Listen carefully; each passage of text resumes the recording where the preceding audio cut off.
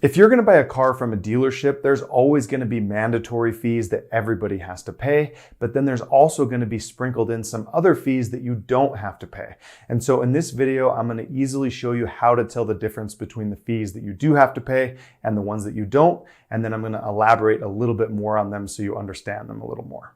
So basically, the way that it generally works at dealerships is as soon as you find a car that you want to buy and you somewhat negotiate the price with the salesman, eventually you're going to end up in the financing office, and that's where everything happens in a final state, meaning they're going to print out the paperwork, you're going to be able to look over all of it, and then you sign and you drive away after that point. So what we're going to talk about right here is as soon as they print the first round of paperwork and you're actually looking at the different fees that are associated with your car, this is where it's important to pay attention because they can make more money off of you if you're just thinking that everything's done and over with at that point. So if you were looking at the sheet and you knew that you had negotiated the price of your car down to $20,000, then if you see $20,000 on there, that's fine because you've already negotiated that price. But below that, you're going to see other fees, which they're going to call TTL, which stands for tax, title, and licensing. So depending on the state that you live in, you are going to have those mandatory fees associated with the $20,000 that you're already paying for the car. So for instance, if you have sales tax, insurance, registration, emissions, anything like that that your state requires, those fees are going to be listed there and you are going to have to pay those on top of the $20,000 that you already negotiated. Now, the easiest way to know if it's a mandatory fee or not is if the fee has sales tax or not. Now, obviously, if you live in a state that doesn't collect sales tax, then this isn't going to work. You're just going to have to look up what actually is mandatory in that case.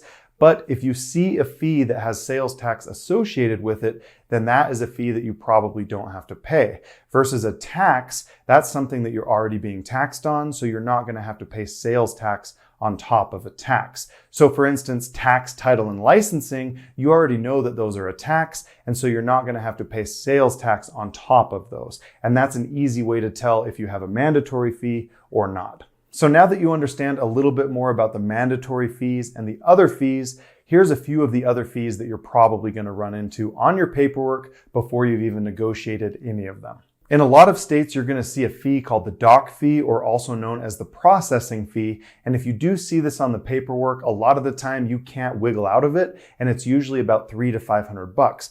But I've found the way that I personally negotiate is by taking it off of somewhere else. So for instance, if you wanted to take it off the final price of the car, then do that and compensate for the fee. So if it was $500, take $500 off the purchase of the car. That way the fee in a sense is waived, even though they're not waiving it on the paperwork.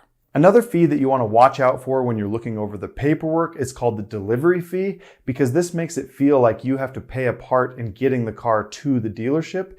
Because when you are buying a new car, there is what's called a destination charge, but that's built into the price of the vehicle and you can't get out of that. But if you're buying a new car or a used car and you see on the paperwork that there is a delivery fee, you don't need to be paying this. Get out of it and don't pay that fee. Also, if you see any fees listed that have to do with vehicle theft, you don't need to be paying any of these fees either. One of the big ones is called VTR. It stands for Vehicle Theft Registration, and I've seen it a lot of the time for about $500, and this is something that you do not have to pay. So if you see anything to do with theft, theft registration, anything like that, tell them you do not want to pay those fees either. I've also seen an advertising fee and a dealer prep fee. So if they do fill your car up with gas, you don't need to be paying for that. That's just a service that a lot of dealerships offer you when you buy a car from them. So if you do see the advertising fee or the dealer prep fee, get out of those as well. And if you are going to finance your car through the dealership, that's fine if you want to do that, but just make sure that the rate you're getting is competitive with the best rates on the market. Because if it's not, then that would imply that they're getting what's called a finance reserve, which means they're actually keeping a portion of the interest rate that you're getting. So for instance, if the best rate on the market was 3%, but they gave you a 5% rate, then they could potentially be pocketing 2% of that interest rate because you're financing with them. So just make sure you're getting the most competitive rate through the dealership, and that way it is convenient, but you also want to make sure that you're getting the best rate.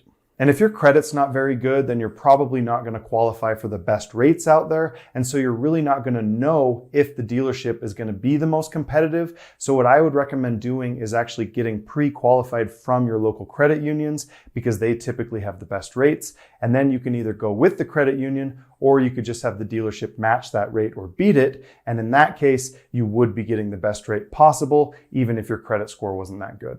So just be aware that when you're in the financing office and they print the paperwork out for you, before you sign anything, look over everything and check the line items and make sure everything's correct, because this really could save you about $1,000 or more just by paying attention to fees that you don't necessarily need to be paying versus the fees that you do need to be paying. So pay attention, and it can probably help you out the next time you're buying a car.